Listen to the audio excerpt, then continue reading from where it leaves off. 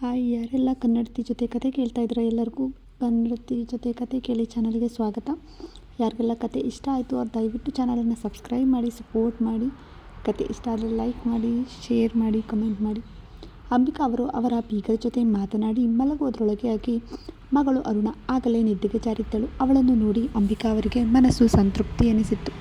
ಮುದ್ದಾದ ಮಗಳು ಗಂಡನ ಮನೆಯಲ್ಲಿ ಸುಖವಾಗಿದ್ದಾಳೆ ಎಂದು ಅರ್ಥ ಮಾಡಿಕೊಳ್ಳಲು ಅಮ್ಮನ ಮಡಿಲಲ್ಲಿನ ಆ ನೆಮ್ಮದಿಯ ನಿದ್ದೆಯೇ ಸಾಕ್ಷಿಯಾದಂತಿತ್ತು. ಜೊತೆಗೆ ಭಾರತಿಯವರ ಮಾತಿನ ವೈಖರಿ ಅವರ ಸಹಜತೆ ಮತ್ತು ಸರಳತೆಯನ್ನು ಎತ್ತಿ ತೋರಿಸುವಂತಿತ್ತು. ತನ್ನ ಮಗಳು ಕೊಟ್ಟ ಮನೆಯಲ್ಲಿ ನೆಮ್ಮದಿಯಾಗಿದ್ದಾಳೆ ಎಂದು ಅರ್ಥವಾಗಿತ್ತು. ಅವರು ತಮ್ಮ ಮನೆ ದೇವರಿಗೆ ಕೈ ಮುಗಿದು ದಿಂಬಿಗೆ ತಮ್ಮ ತಲೆಯೂರಿ ಮಲಗಿದ್ದರು. ಅಂಬಿಕಾ ಅವರು ಈ ಕಡೆ ಮುದ್ದಿನ ಮಡದಿ ನೀಡಿದ್ದ ಹಾಲು ಕುಡಿದು ಅಭ್ಯಾಸವಿಲ್ಲದ ಇದ್ದರೂ ಆ ಪುಟ್ಟ ಕಿಟಡಿಗೆ ಇದ್ದ ಸಣ್ಣ ರೂಮ್ನಲ್ಲಿಯೇ ಮಲಗಿದ್ದ ಸಾಗರ್. ಅವನಿಗೂ ಗೊತ್ತಿರಲಿಲ್ಲ ಅವನು ತನ್ನನ್ನು ಮದುವೆಯಾದ ಹೆಣ್ಣಿಗೋಸ್ಕರ ಇಷ್ಟೆಲ್ಲ ಹೊಂದಿಕೊಳ್ಳುವೆ ಎಂದು. ಅವನಂತೂ ತನ್ನವಳನ್ನು ತನ್ನ ಮನಸ್ಸಿನಲ್ಲಿದ್ದ ಎಲ್ಲ ವಯಸ್ಸಿನ ಭಾವನೆಗಳನ್ನು ಅವಳಿಗೆ ಹೇಳಿಬಿಟ್ಟಿದ್ದ. ಆದರೂ ಆಕೆ ಹೇಗೆ ತೆಗೆದುಕೊಳ್ಳುವಳೋ ಇನ್ನೂ ಯೋಚನೆಯಂತೂ ಇದ್ದೇ ಇತ್ತು. ಆದರೂ ಅವಳ ಇಷ್ಟಕ್ಕೆ ತಕ್ಕಂತೆ ಬಿಟ್ಟಿರುವುದರಿಂದ ಏನು ಎಂದುಕೊಂಡಿರುವುದಿಲ್ಲ ಎಂದು ಮನಸ್ಸಲ್ಲೇ ಸಾಂತ್ವನ ಹೇಳಿಕೊಂಡು ನಿದ್ರಾದೇವಿಗೆ ತನ್ನ ತನುವನ್ನು ಅರ್ಪಿಸಿಬಿಟ್ಟಿದ್ದ. ಮನಸ್ಸಂತೂ ಆಗಲೇ ಅರುಣಾಗೆ ಅರ್ಪಿಸಿ ಆಗಿದೆಯಲ್ಲ.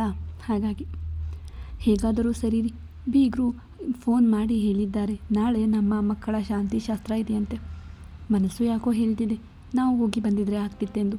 ಆದರೆ ಯಾಕೋ ಬೀಗ್ರೆ ನಮ್ಮನ್ನು ಕರೆಯೋದಕ್ಕೆ ಸಂಕೋಚ ಮಾಡಿಕೊಂಡಂತೆ ಕಾಣಿಸ್ತು. ಅದಕ್ಕೆ ನಾನು ಹೇಳದೆ ಅವರನ್ನು ಕೇಳದೆಯೇ ಸುಮ್ಮನಾಗಿ ಬಿಟ್ಟೆ ಅಷ್ಟೆ. ಹೇಗೋ ಸರಿ, ಮಕ್ಕಳಿಬ್ಬರು ಚೆನ್ನಾಗಿದ್ದರೆ ಸಾಕಷ್ಟೆ. ಇಬ್ಬರು ಒಳ್ಳೆಯ ಮನಸ್ಸು ಮಾಡಿ ಸಂಸಾರ ಶುರು ಮಾಡಿದರೆ ಚೆನ್ನಾಗಿರುತ್ತದೆ, ಅಷ್ಟೇ ಸಾಕು. ಮಲಗುತ್ತಿದ್ದ ರಾಮಚಂದ್ರರವರನ್ನು ಕುರಿತು ಭಾರತಿಯವರು ಹೀಗೆ ಹೇಳಿದ್ದರು. ಅಲ್ವೇ ಭಾರತಿ, ನಿನ್ನ ಮಗ ಮೊದಲೇ ಸಿಡುಕ. ಅಲ್ಲಿ ಹೇಗೆ ಅಂತ ಯೋಚನೆ ಮಾಡದೆ ನೀನು ತುಂಬ ಮುಂದೆ ಯೋಚನೆ ಮಾಡ್ತಾ ಇದ್ದೀಯಾ. ಪಾಪ ಅರುಣ ತಾಯಿಗಂತೂ ನಿನ್ನ ಮಗನ ಬಗ್ಗೆ ಒಂಚೂರೂ ಗೊತ್ತಿಲ್ಲ. ಆದರೆ ನಿನಗೆ ಏನು ಗೊತ್ತಿಲ್ವೇನೆ ನಿನ್ನ ಮಗ ಹೇಗೆ ಅಂತ. ಏನೋ ಒಳ್ಳೆ ಸೂಚನೆಗಳು ಇರೋ ಥರ ಅರುಣಾಳನ್ನು ಕರ್ಕೊಂಡು ಮಡಿಕೇರಿ ಕಡೆ ಹೋಗಿದ್ದಾನೆ, ಅದಂತೂ ನಿಜ. ಆದರೆ ಗೊತ್ತೇನೋ ಅವನ ಮನಸ್ಸಲ್ಲಿ ಏನಿದೆ ಅನ್ನೋದಾದರೂ ಗೊತ್ತಾ ನಿನಗೆ? ಯಾರಿಗೆ ಹುಡುಗಿ ಕಂಡ್ರೆ ಯಾವಾಗಲೂ ಮುಖ ಸಿಡಿಕೊಂಡು ಇರ್ತಿದ್ದ ಅಂಥವನು ಹೆಣ್ಣು ಮಗುವೊಂದನ್ನು ಮಡಿಕೇರಿ ತನಕ ಕರ್ಕೊಂಡು ಹೋಗ್ತಿದ್ದಾನೆ ಅನ್ನೋದೇ ಆಶ್ಚರ್ಯ. ಹಾಗಿರುವಾಗ ನೀನು ಸಂಸಾರ ತನಕ ಹೋದೆ. ಇನ್ನು ಅಲ್ಲಿಯ ಮನೆ ಹೇಗಿದೆಯೋ, ಅಲ್ಲಿಯ ವಾತಾವರಣ ಹೇಗಿದೆಯೋ ಏನೋ, ಅಲ್ಲಿ ಅವರ ಅಂತಸ್ತು ಹೇಗಿದೆಯೋ ಅದು ಕೂಡ ಅವನಿಗೆ ಗೊತ್ತಿಲ್ಲ. ಎಲ್ಲವನ್ನು ಹೇಗೆ ಅಡ್ಜಸ್ಟ್ ಆಗ್ತಾರೋ ಹೇಳು, ಅದೇ ನನಗೆ ಚಿಂತೆ. ನಿನಗೋ ಎಲ್ಲ ಗೊತ್ತಿದ್ದು ಏನು ಗೊತ್ತಿಲ್ಲ ಅನ್ನೋ ಥರ ಆಡ್ತೀಯಪ್ಪ. ನಿನಗೆ ಗೊತ್ತು ತಾನೇ, ಆ ಶಿಲ್ಪ ಅನ್ನೋ ಹುಡುಗಿ ಇವನಿಂದ ದೂರ ಹೋದ್ಲು ಅಂತ ಹುಡುಗಿಯರ ಅಂದರೆ ಅಸಹ್ಯ ಪಡ್ತಾ ಇದ್ದ.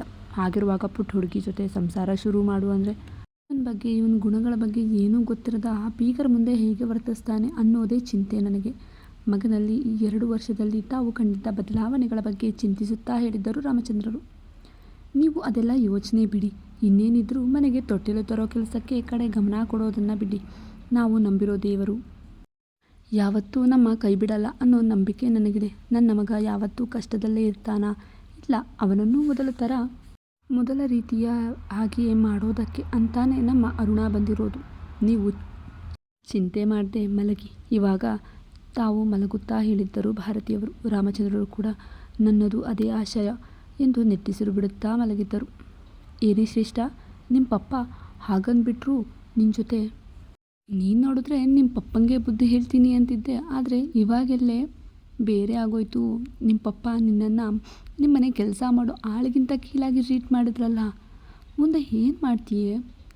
ನನ್ನಂತೂ ನಿಮ್ಮಪ್ಪ ಡೈರೆಕ್ಟಾಗಿ ಆಚೆ ಹೋಗು ಅಂತ ಹೇಳಿಬಿಟ್ರು. ಇನ್ನು ನಾನು ನಿನ್ನ ಜೊತೆ ಕೂತು ನಿನಗೆ ಹೆಲ್ಪ್ ಮಾಡೋಕ್ಕಾಗಲ್ಲ. ನಾನು ಕೂಡ ಇವಾಗ ನಿನ್ನಿಂದ ಏನನ್ನು ಎಕ್ಸ್ಪೆಕ್ಟ್ ಕೂಡ ಮಾಡೋಕ್ಕಾಗಲ್ಲ.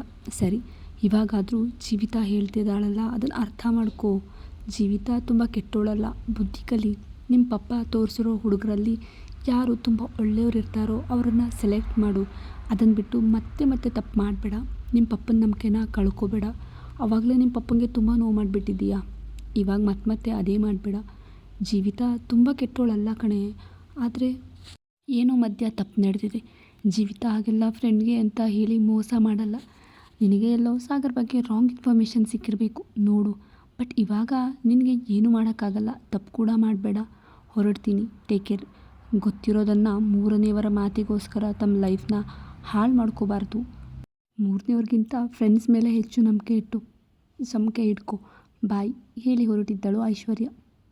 ಹಳ್ಳಕ್ಕೆ ಬಿದ್ದರೆ ಅವಳಿಗೊಂದು ಕಲ್ಲಂತೆ ಬಂದ್ಬಿಟ್ರು ನನಗೆ ಬುದ್ಧಿ ಹೇಳೋದಕ್ಕೆ, ಇಡಿಯಟ್.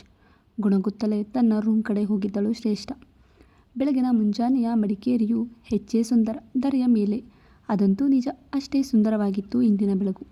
ಇನ್ನು ಸೂರ್ಯ ಮಂಜಿನ ಹೊದಿಕೆಯೊದ್ದು ಸಣ್ಣನೆಯ ಪಿಲಿಪಿಲಿ ಕಣ್ಣಲ್ಲೇ ಬಿಟ್ಟಿದ್ದಾನೆ ಎನ್ನುವಂತಷ್ಟೇ ಸಣ್ಣ ಪ್ರಕಾಶವನ್ನು ಸುತ್ತಲೂ ಸೂಸುತ್ತಾ ಹಚ್ಚ ಹಸಿರ ಕಾಫಿ ತೋಟವನ್ನು ಮುಟ್ಟುತ್ತಿರಲು ಮನೆಯ ತುಂಬ ಕಾಫಿ ಹೂವಿನ ಪರಿಮಳ ಬೆಳಕಿನ ತಣ್ಣನೆಯ ಗಾಳಿಯ ಜೊತೆಗೆ ಮನೆಯನ್ನು ಪ್ರವೇಶಿಸಿತ್ತು. ಅರುಣ ಆಗಲೇ ಎದ್ದು ಅಮ್ಮನಿಗೆ ನೆರವಿಗೆ ನಿಂತರೆ ಅಮ್ಮ ಇಂದು ಮಗಳು ಮತ್ತು ಅಳಿಯನಿಗೋಸ್ಕರ ತನ್ನ ಕೆಲಸಕ್ಕೆ ರಜಾ ಹಾಕಿ ಮನೆಯಲ್ಲಿ ಅಳಿಯನ ಆತಿಥ್ಯಕ್ಕೋಸ್ಕರ ತಯಾರಿಯಲ್ಲಿದ್ದರು. ಆಗಲೇ ತರಾತುರಿಯಲ್ಲಿ ಗಿರಿಜಾನಿಗೂ ಪವಿತ್ರ ಅವರಿಗೂ ಹೋಗಿ ಶಾಸ್ತ್ರಗಳ ಬಗ್ಗೆ ಕೇಳಿ ತಿಳಿದುಕೊಂಡು ಅವರನ್ನು ಕರೆದು ಬಂದಿದ್ದರು. ನೆಪ ಮಾತ್ರಕ್ಕಾದರೂ ತನ್ನ ಗಂಡನಿಗೆ ಇಂದು ಮನೆಯಲ್ಲಿಯೇ ಇರುವಂತೆಯೇ ಹೇಳಿದ್ದರು ಅಂಬಿಕಾ.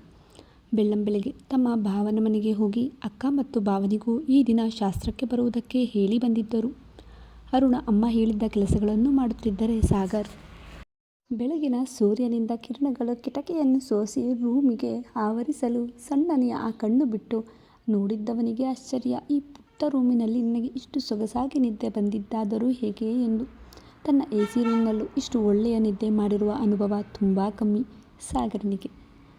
ಇನ್ನು ಜಲ ಅವರಂತೂ ಮನೆಯಲ್ಲಿ ಹೊಸ ಅಳಿಯ ಮಗಳು ಬಂದಿದ್ದಾರೆಂದು ಬೆಳಿಗ್ಗೆಯೇ ಯಾವುದೇ ತೀರ್ಥ ಸೇವನೆ ಮಾಡದೆ ಬಂದು ಕುಳಿತಿದ್ದರು. ತೀರ್ಥ ಸೇವನೆ ಅಂದರೆ ಗೊತ್ತಲ್ವಾ?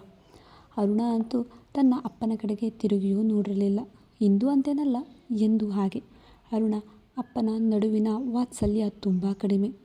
ಅಪ್ಪ ನನಗೆ ನೀಡಬೇಕಿದ್ದ ಪ್ರೀತಿ ಕಾಳಜಿ ನೀಡಿಲ್ಲ ಅಂತ ಏನಲ್ಲ, ನನ್ನನ್ನು ಎಲ್ಲರಂತೆ ನೋಡಿಕೊಳ್ಳಲಿಲ್ಲ ಎನ್ನುವ ಕೋಪಕ್ಕಿಂತ ತನ್ನಮ್ಮನನ್ನು ತನ್ನ ದೊಡ್ಡಮ್ಮನ ಎದುರು ಕೆಲಸದವರಂತೆ ನಡೆಸಿಕೊಂಡಿದ್ದಾರೆ ಎನ್ನುವ ದ್ವೇಷವೇ ಹೆಚ್ಚು.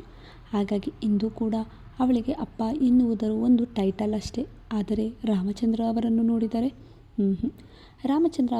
ನೋಡಿದರೆ ಅರುಣಾಗೆ ಎಂದಿಗೂ ಅಪ್ಪ ಎನ್ನುವುದು ಟೈಟಲ್ ಮಾತ್ರವಲ್ಲ ಎಂದು ಅನಿಸಿದ್ದು. ಅವರು ಒಬ್ಬ ವ್ಯಕ್ತಿ ಅಪ್ಪ ಎನಿಸಿಕೊಂಡಾಗ ನಂತರ ಹೇಗಿರಬೇಕು, ಹೇಗೆ ನಡೆದುಕೊಳ್ಳಬೇಕೋ ಹಾಗೇ ಇದ್ದಾರೆ ಎನಿಸುತ್ತದೆ ಅರುಣಾಗೆ. ಅಪ್ಪ ಎನ್ನುವ ಪದಕ್ಕೆ ಅಷ್ಟೇ ಘನತೆ ತಂದುಕೊಟ್ಟಿದ್ದಾರೆ ರಾಮಚಂದ್ರರು ಎನಿಸುತ್ತದೆ. ಏನು ಹೇಳ್ತಾ ಇದೆಯಮ್ಮ? ಸಂಜೆ ಶಾಸ್ತ್ರ ಇದೆಯಂತ ನೀನು ಹೋಗ್ತೀಯಾ? ಆ ಗುಡಿಸ್ಲಿಗೆ ತಲೆ ಕೆಟ್ಟಿದ್ಯಾ ನಿನಗೆ ಶಾಸ್ತ್ರದ ಅರಿಶಿನ ಕುಂಕುಮ ಏನಾದರೂ ಕೊಡಬೇಕು ಅಂತಿದ್ರೆ ಮನೆಗೆ ಬಂದು ಕೊಟ್ಟು ಹೋಗು ಅಂತ ಹೇಳು ಆ ಕೆಲಸದವ್ರಿಗೆ. ಅದೆಲ್ಲ ಅಂದ್ಬಿಟ್ಟು ನೀನು ಹೋಗ್ತೀನಿ ಅಂತಿದ್ದೀಯಲ್ಲಮ್ಮ? ಮಾತನಾಡಿಸಲು ಬಂದಿದ್ದ ಅಮ್ಮನಿಗೆ ಕೇಳಿದಳು ಶ್ರೇಷ್ಠ. ಹೌದು ಶ್ರೇಷ್ಠ, ಹೋಗಬೇಕು. ನಾನು ಹೇಳ್ತಾ ಇಲ್ಲ ಇದನ್ನು, ನಿಮ್ಮ ಪಪ್ಪ ಹೇಳಿರೋದು.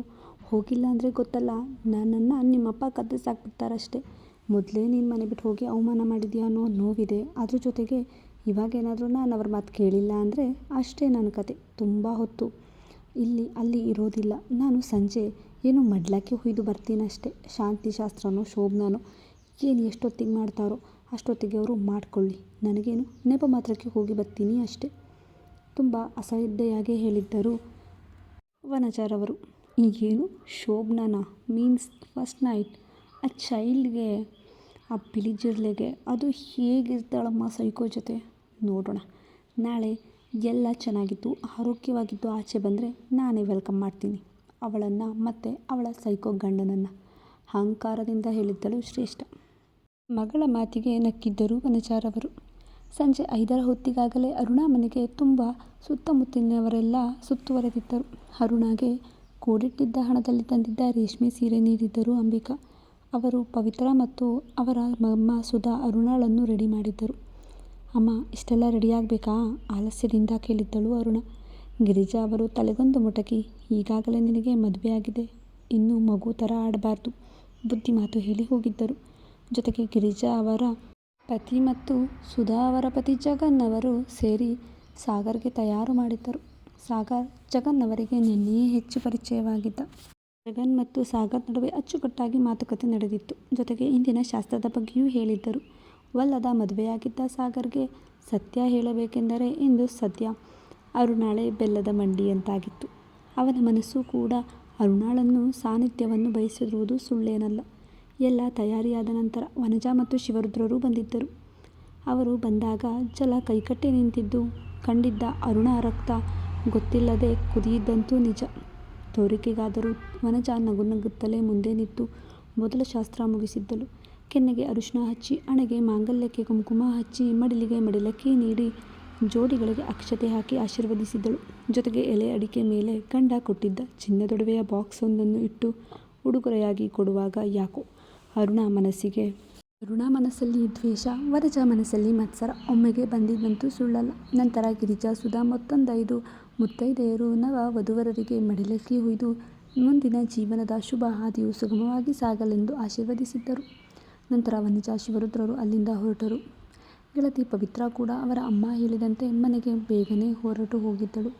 ಗಿರಿಜಾ ಅವರ ಪತಿ ಹೊಸ ಹಾಸಿಗೆ ಹೊದಿಕೆ ತಂದು ರೂಮ್ನನ್ನು ಸಿಂಗರಿಸಲಿಲ್ಲವಾದರೂ ಅಚ್ಚುಕಟ್ಟಾಗಿ ಇರಿಸಿದ್ದರೆ, ಸುಧಾ ಅವರ ಪತಿ ಜಗನ್ ಹಣ್ಣು ಹೂವು ಪರಿಮಳ ದ್ರವ್ಯಗಳಿಂದ ರೂಮನ್ನು ಹಳೆ ರೂಮ್ ಕೂಡ ಹೊಸ ಮದುಮಗಳಂತೆ ತಯಾರಾಗಿ ನಿಂತಿತ್ತು. ಮೇಲೆ ಅರಿಶಿಣದ ನೀರು ಬಿದ್ದಾಗಿನಿಂದ ತುಂಟಾಟದ ಅರುಣಾಳಲ್ಲೂ ಹೆಣ್ಣುಹೃದಯ ಹೊರಹೊಮ್ಮಿತ್ತು. ಜೊತೆಗೆ ಸಾಗರ್ ಕೇಳಿದ್ದ ಪಿಸುಮಾತಿನಲ್ಲಿನ ಜವಾಬ್ದಾರಿಯೂ ಆಕೆಯನ್ನು ಬದಲಾವಣೆಗಳನ್ನು ಕೇಳುತ್ತಿತ್ತು. ಊಟದ ನಂತರ ರೂಮ್ ಸೇರಿದ್ದ ಸಾಗರ್ನಿಗೆ ತನ್ನವಳನ್ನು ಪಡೆಯಬೇಕೆಂಬ ತವಕಕ್ಕಿಂತ ತನ್ನನ್ನು ತನ್ನವಳು ಒಪ್ಪುತ್ತಾಳೋ ಇಲ್ಲ ಅಪ್ಪುತ್ತಾಳೋ ಎನ್ನುವ ಭಯವೇ ಹೆಚ್ಚಿತ್ತು. ತಾನು ಪ್ರೀತಿಸಿ ಮೋಸ ಹೋಗಿದ್ದನ್ನು ಕೇಳುವ ತವಕವೂ ಆಗಿತ್ತು. ಗಿರಿಜಾ ಅವರಂತೂ ಸಂಸಾರವನ್ನು ಹೇಗೆ ನಿಭಾಯಿಸುವುದು, ಹೇಗೆ ಸಂಸಾರ ಸಾಗರವನ್ನು ಪ್ರವೇಶಿಸುವುದು ಎಲ್ಲವನ್ನೂ ಚಿಕ್ಕ ಹುಡುಗಿ ಎನ್ನುವ ಕಾರಣದಿಂದ ಅಚ್ಚುಕಟ್ಟಾಗಿ ಹೇಳಿಕೊಡುತ್ತಿದ್ದರೆ, ಅರುಣ ಕೂಡ ತಾನು ತನ್ನ ಜವಾಬ್ದಾರಿ ನಿಭಾಯಿಸಲು ಮಾನಸಿಕ ಮತ್ತು ದೈಹಿಕವಾಗಿ ತಯಾರಾಗಿಯೇ ರೂಮ್ ಪ್ರವೇಶಿಸಿದ್ದಳು. ಜಲ ಸೇರಿದಂತೆ ಉಳಿದ ಗಂಡಸರೆಲ್ಲರೂ ಗಿರಿಜಾ ಮನೆಗೆ ಹೋಗಿದ್ದರೆ, ಅಂಬಿಕಾ ಮತ್ತು ಗಿರಿಜಾ ಪವಿತ್ರ ಮನೆಗೆ ಹೋಗಿದ್ದರು. ಮನೆಯಲ್ಲೇ ತಮಗಾಗಿ ಬಿಟ್ಟು ಹೋಗಿರುವುದರಿಂದ ಸಾಗರ್ ಮನಬಿಚ್ಚಿ ಮಾತನಾಡಲು ನೆರವಾಗಿತ್ತು. ಅರುಣ ಮೊದಲ ಬಾರಿಗೆ ನಾಚಿಕೆ, ಬಿಂಕ, ಭಿನ್ನಾಣವನ್ನು ತನ್ನ ಅಲಂಕಾರವನ್ನಾಗಿಸಿಕೊಂಡು ಸಾಗರ್ ಮುಂದೆ ಬಂದು ನಿಂತಾಗ ಸಾಗರ್ ಹೃದಯ ಐಸ್ಪೀಡ್ ಟ್ರೈನ್ನಂತೆ ಬಡಿದುಕೊಳ್ಳುತ್ತಿತ್ತು. ಅರುಣ ಕೈಲಿದ್ದ ಹಾಲಿನ ಲೋಟ ಪಡೆದುಕೊಳ್ಳುವವನು ಆಕೆಯನ್ನು ಪಕ್ಕದಲ್ಲಿ ಕುಳ್ಳಿರಿಸಿಕೊಂಡು ತನ್ನವನ ತುಂಟಾಟವನ್ನು ಮರೆತಂತಾಗಿದ್ದ. ಯಾಕೋ ಅವನ ತುಂಟಾಟವನ್ನು ಮಿಸ್ ಮಾಡಿಕೊಂಡಳು ಅರುಣ. ಅವನ ತುಂಟಾಟವಿಲ್ಲದನ್ನು ನೋಡಿ ಆಶ್ಚರ್ಯವಾಗಿ ಬಾಗಿಸಿದ್ದ ರೆಪ್ಪೆ ಮೇಲೆ ಮಾಡಲು ಅವನು ಅವಳಲ್ಲೇ ಕಳೆದು ಹೋಗುತ್ತಿದ್ದ. ಮತ್ತೆ ರೆಪ್ಪೆ ಬಾಗಲು ಗಲ್ಲ ಹಿಡಿದು ಕೇಳಿದ, ಅರುಣ, ನಾನಿನನ್ನ ಅರು ಅಂತ ಕರಿಬಹುದಾ ಎಂದು. ಅರುಣ ನಿಮಗೆ ಹೇಗಿಷ್ಟನೋ ಹಾಗೆ ಎಂದಿದ್ದಳು. ಹೌದಾ, ನಿನಗೆ ನಾನು ಇಷ್ಟನಾ? ನಮ್ಮಿಬ್ಬರ ನಡುವೆ ಕೇವಲ ಪ್ರೀತಿ ಮಾತ್ರ. ನೀನು ನನ್ನನ್ನು ಇನ್ಮೇಲೆ ಪ್ರೀತಿ ಮಾಡ್ತೀಯಾ? ನಾನು ನಿನ್ನನ್ನು ಪ್ರೀತಿ ಮಾಡಬಹುದಾ? ನಮ್ಮಿಬ್ಬರ ನಡುವೆ ನಾನು ಕೇಳಿದ್ದು ನಡಿಬಹುದಾ? ಮೋಹಕವಾಗಿ ಕೇಳಿದ್ದ. ಅದಕ್ಕೂ ಅರುಣ ನಿಮ್ಮಿಷ್ಟನೇ ನನ್ನಿಷ್ಟ ಎಂದೇ ಹೇಳಿದ್ದಳು. ಎಲ್ಲೋ ಗಿರಿಜಾ ಅವರು ಹೇಳಿಕೊಟ್ಟಿರಬೇಕು. ಇದೇನು ಉತ್ತರ? ನನ್ನ ನೋಡು, ನಾನು ನೀನು ಕನಸು ಕಾಣಿರುವಂಥ ಹಸ್ಬೆಂಡ್ ಮೆಟೀರಿಯಲ್ ಆಗ್ಬೋದಾ ಕೇಳಿದ್ದರೆ ಆಕೆ ಉತ್ತರಿಸಲಾಗದೆ, ನಾನು ನಿಮಗೆ ಇಷ್ಟ ಆಗೋ ಥರ ಹೆಂಡ್ತಿನಾ ಕೇಳಿದ್ದಳು. ಅದನ್ನು ಆಮೇಲೆ ಹೇಳ್ತೀನಿ. ನಾನು ನಿನ್ನ ಹತ್ರ ಅದಕ್ಕೂ ಮುಖ್ಯವಾಗಿರೋ ಒಂದು ವಿಚಾರ ಹೇಳಬೇಕು ಎಂದವನು 2 ವರ್ಷದ ಹಿಂದೆ ತನ್ನ ಹೃದಯದೊಳಗಾಗಿದ್ದ ಗಾಯವನ್ನು ತೆರೆದಿಟ್ಟಿದ್ದ.